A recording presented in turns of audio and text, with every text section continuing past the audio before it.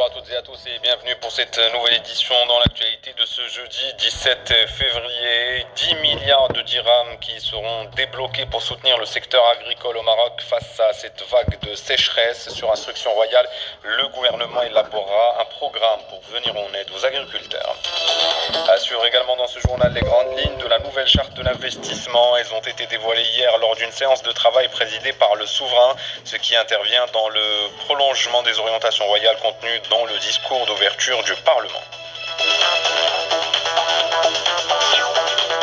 Et puis le deuxième sommet Union africaine-Union européenne, il se déroule à Bruxelles avec la participation d'une délégation du Polisario. Voilà pour les titres, bienvenue à tous.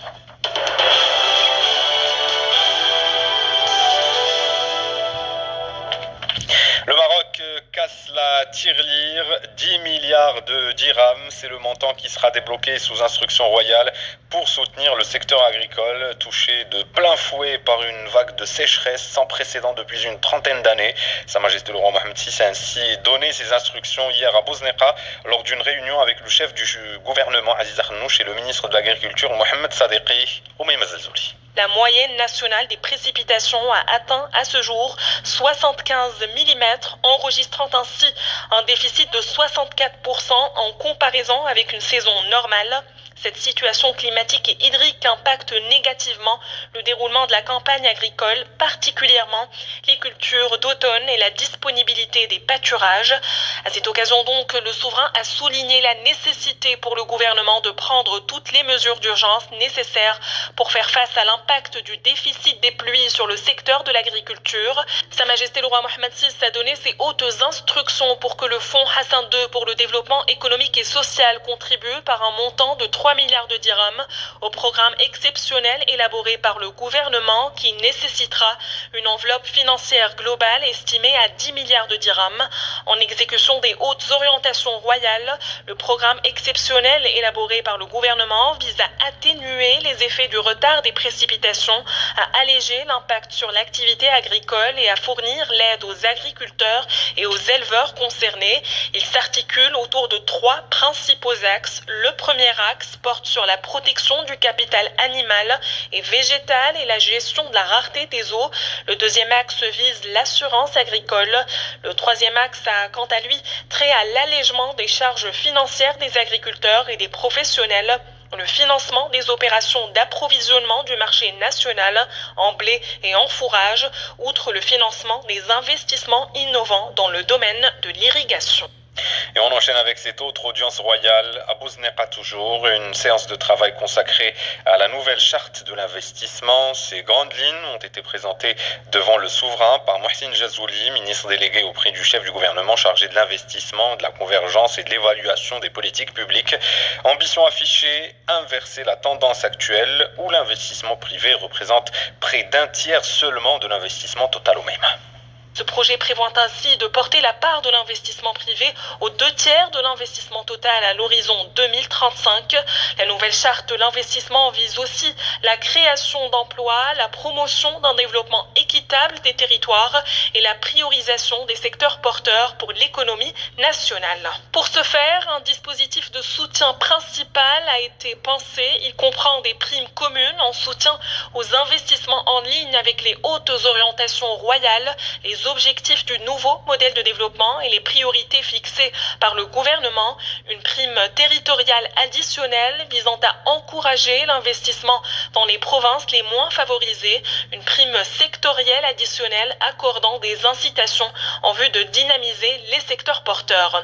Le projet prévoit également des mesures d'appui exclusives pour les projets à caractère stratégique tels que les industries de la défense ou l'industrie pharmaceutique dans le cadre de la Commission nationale des investissements.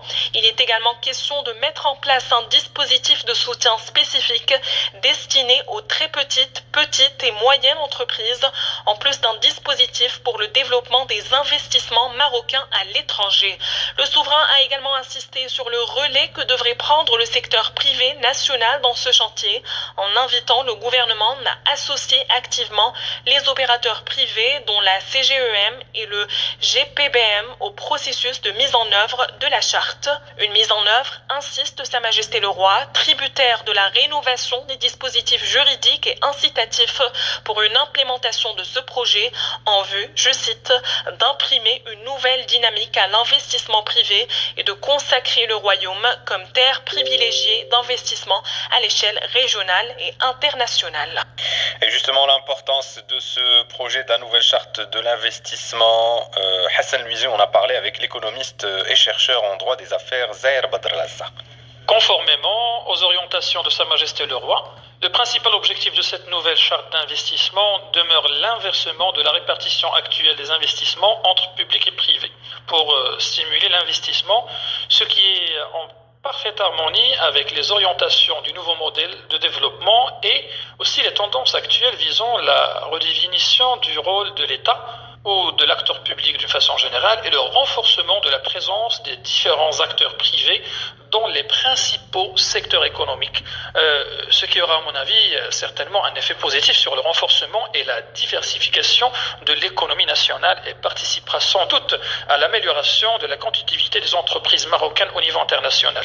Aussi, cette nouvelle version dispose également d'un nouveau système d'appui visant à renforcer les incitations d'investissement pour rendre l'effort marocain plus compétitif, notamment les régimes de primes, tels les primes communes et les primes additionnelles territoriales et aussi les primes additionnelles sectorielles.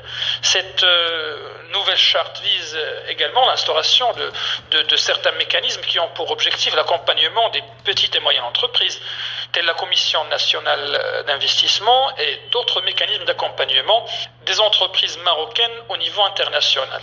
Donc, à mon avis, cette nouvelle charte sera un levier d'accélération de la relance économique post-Covid et aura certainement un effet positif sur le positionnement des entreprises marocaines, notamment dans le marché africain. Le deuxième sommet Union africaine-Union européenne se tient ce